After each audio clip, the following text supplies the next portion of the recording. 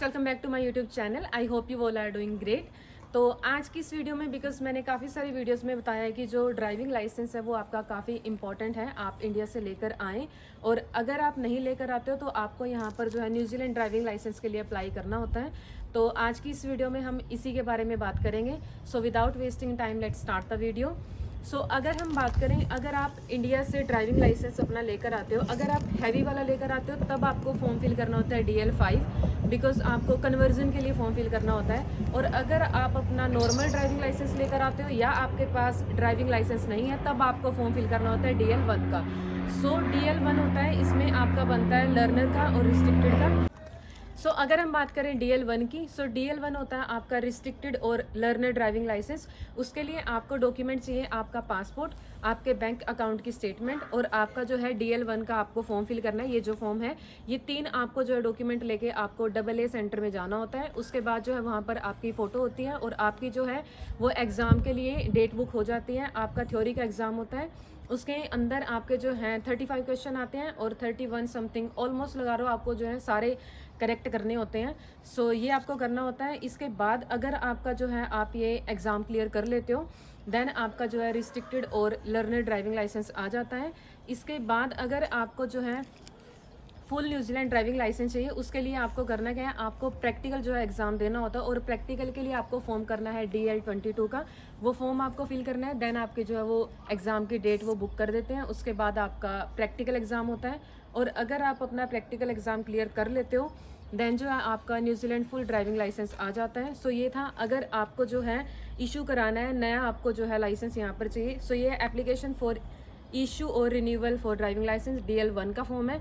और अगर आप इंडिया से अपना हैवी ड्राइविंग लाइसेंस लेकर आते हो तब आपको फॉर्म फिल करना होता है DL5 का, application for conversion of an overseas driving licence. ये फॉर्म आपको फिल करना होता है। इसके साथ आप अपना ड्राइविंग लाइसेंस लेकर जाओगे जो आप इंडिया से लेकर आते हो, उसके साथ आप अपना पासपोर्ट लेकर जाओगे और दोनों की जो है वो आप कलर्ड कॉपी लेकर जाओगे। अगर आप कलर्ड नहीं लेकर जाते तो वो एक्सेप्ट नहीं करते हैं। कलर्ड आपको कॉपी लेकर जानी है।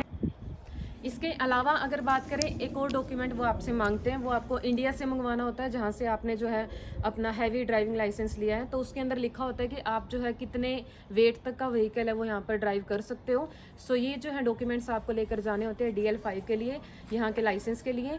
और अगर हम बात करें तो सेम ही प्रोसेस होता है आपका कन्वर्जन के लिए भी। आपका पहले थ्योरी एग्जाम होता है, उसमें क्वेश्चन आते हैं 35 क्वेश्चन आते हैं, 31 समथिंग आपको जो है वो क्रैक करने होते हैं। उसके बाद आपका जो है रिस्ट्रिक्टेड आ जाता है, देन आपको जो है आपका प्रैक्टिकल एग्जाम के लिए डेट बुक होती है। उसके बाद आपका प्रैक्टिकल एग्जाम होता है और अगर आप वो क्लियर कर लेते हो देन आपका जो है वो फुल न्यूजीलैंड ड्राइविंग लाइसेंस आ जाता है। और ये आपका फर्स्ट प्रूफ ऑफ आइडेंटिटी होगा यहाँ आने के बाद, ये काफ़ी इंपॉर्टेंट है।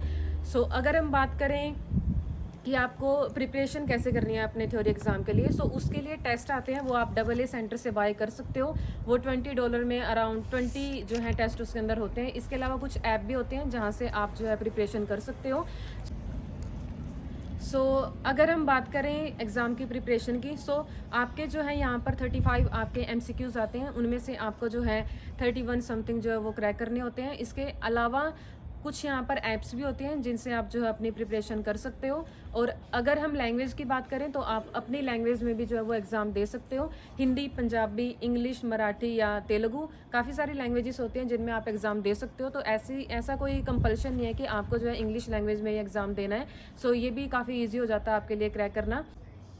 तो ड्राइविंग लाइसेंस के लिए आपके मेडिकल की भी रिक्वायरमेंट होती है, उसके लिए आपको $100 समथिंग पे करने होते हैं। और आपको जो है AA सेंटर में भी आपका थ्योरी एग्ज़ाम बुक होने से पहले वहाँ पर भी आपको फ़ीस देनी होती है, वो भी $90 to $100 हो सकती है। ये था। और अगर हम बात करें लैंग्वेज की, तो लैंग्वेज आप किसी भी लैंग्वेज में आप दे सकते हो।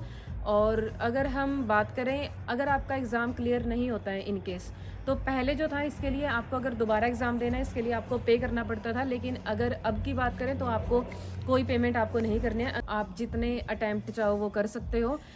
यही कुछ इन्फॉर्मेशन थी जो आई थिंक इम्पॉर्टेंट है अगर आप न्यूजीलैंड आते हो, बिकॉज ड्राइविंग लाइसेंस बहुत इंपॉर्टेंट है। आप जॉब के लिए अप्लाई करते हो तो वहाँ पर भी आपसे पूछा जाता है do you drive.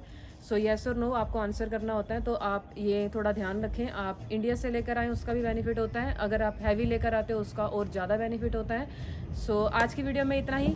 Do like, share and subscribe my channel, keep supporting me, keep watching my videos. मिलते हैं नेक्स्ट वीडियो में। Till then bye bye, see you, take care.